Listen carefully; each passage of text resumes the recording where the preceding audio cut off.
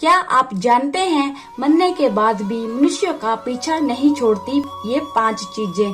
आमतौर पर ये कहा जाता है कि मृत्यु हो गई तो चिता के साथ सब स्वाहा हो जाता है, लेकिन हमारे वेद, पुराण, धर्म ग्रंथ और दर्शन इस बात को नहीं मानते। इनके अनुसार चिता जलने पर तो केवल देह का अंत होता है। 5 चीजें ऐसी हैं जो शरीर के जल जाने पर शेष रह जाती हैं और आत्मा के साथ पंच तत्व में लीन हो जाती हैं। उचित समय आने पर आत्मा के साथ ये 5 चीजें फिर से नए शरीर में प्रविष्ट हो जाती हैं। हरे कृष्णा, मेरे चैनल डिवाइन कोमल में आपका स्वागत है। मेरी ये वीडियो पसंद आए तो चैनल को सब्सक्राइब करना ना भूलें और साथ में ही बेल आइकन को जरूर प्रेस करें, जिससे मेरी आने वाली वीडियो की नोटिफिकेशन आपको मिल सके। 5 चीजें कौन सी हैं जो मरने के बाद भी कई जन्मों तक साथ चलती हैं? चलिए आज हम आपको बताते हैं। पहले नंबर पर है कामना। कामना मनुष्य और दूसरे जीवों को फिर से नए शरीर को धारण करने में सहयोग करती है। कामना के अनुसार ही मनुष्य को अपना नया शरीर मिलता है।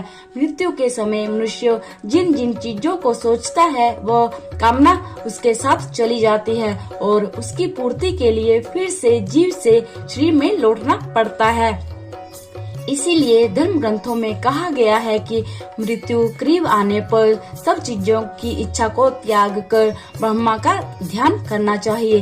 अगर कामना लिए चले गए तो फिर नए शरीर में लौटना पड़ेगा। नंबर 2 पर है वासना। कामना का साथी वासना है। यह ऐसी चीज है जिसका कोई अंत नहीं है। मृत्यु शैया पर लोग वासना से मुक्त नहीं हो पाते। सांसारिक सुख की चाहत ही वासना है। मनुष्य मरते समय भी अपने जीवन साथी, बच्चों, परिवारजनों के बारे में सोचता रहता है। उनसे मिलने वाले सुख दुख को सोचता है। अधूरी चाहतों को लेकर छटपटाता रहता है। इसी छटपटाहट में उसके प्राण निकल जाते हैं। विष्णु पुराण में राजा भरत की कहानी है। उसकी चाहत उसके प्यारे हिरण के बच्चे में थी। उसे सोचते हुए राजा के प्राण निकल गए। अगले जन्म में राजा को स्वयं हिरण रूप में जन्म लेना पड़ा। इसीलिए कामना और वासना को मृत्यु के करीब आने पर मन पर हावी न होने दे। नंबर 3 पर है कर्म। मनुष्य जीवन भर कर्म करता है, चाहे वह अच्छा हो या बुरा। गीता में कहा गया है कि कोई भी मनुष्य बिना कर्म किए एक पल भी नहीं रह सकता। मृत्यु करीब आने पर महात्मा श्री द्वारा किए गए कर्मों की स्मृति को समेट लेती है। ये कर्म ही मनुष्य को परलोक में सुख दुख देते हैं और इन्हीं के परिणाम से अगले जन्म में अच्छा बुरा फल प्राप्त होता है। कर्म की गति तो ऐसी है कि 7 जन्मों तक पीछा नहीं छोड़ती है। महाभारत में इसका अच्छा उदाहरण मिलता है। बाणों की शैया पर लेटे हुए भीष्म ने जब श्री कृष्ण से पूछा कि मुझे ऐसी मृत्यु क्यों प्राप्त हुई है, तो श्री कृष्ण ने उन्हें 7 जन्म पूर्व की एक घटना याद दिलाई। 7 जन्म पूर्व भीष्म ने एक अधमरे सांप को उठाकर नागफनी के कांटों पर फेंक दिया था। इसीलिए मनुष्य को अपने कर्मों की सजा 7 जन्मों तक भुगतनी पड़ती है। नंबर 4 पर है कर्ज।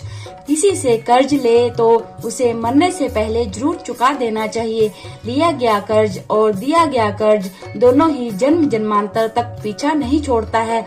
गरुड़ पुराण में लिखा है कि कर्ज लेकर मरने पर कर्जदाता जब परलोक में आता है तो अपना कर्ज का धन मांगता है। उस समय यम के दूत कर्ज लेकर मरने वाले का मांस काटकर कर्जदाता को देता है, लेकिन कर्ज का बोझ यहीं नहीं उतरता है। अगले जन्म में भी कर्ज पीछा नहीं छोड़ता और उसे किसी न किसी रूप में चुकाना पड़ता है। नंबर 5 पर है पुण्य। पुराणों में बताया गया है कि आपके द्वारा किया गया दान परोपकार का पुण्य कई जन्मों तक साथ चलता है। जीवन में जब कभी कोई अपरिचित आपकी मदद करे तो ये समझ लीजिए कि वह आपके पूर्व जन्म का पुण्य चुका रहा है। शास्त्रों में दान पुण्य को बैंक में रखे धन की तरह कहा गया है, जो बुरे वक्त में समय समय पर काम आता है। इसलिए मनुष्य को पुण्य रूपी धन को जीवन भर जमा करते रहना चाहिए। अक्षय तृतीया, अक्षय नवमी, माघ पूर्णिमा, कार्तिक पूर्णिमा, गंगा दशहरा, मकर संक्रांति कुछ ऐसे दिन हैं जिनमें किया गया दान पुण्य कई जन्मों तक व्यक्ति को सुख देता है। आशा करती हूँ इस वीडियो द्वारा जो जानकारी आपको प्राप्त हुई है उस पर आप अवश्य अमल करेंगे। आपको वीडियो अच्छी लगे तो लाइक, शेयर और चैनल को सब्सक्राइब करना ना भूलें। ऐसी ही वीडियो आप सबके लिए लाती रहूंगी। हरे कृष्णा, धन्यवाद।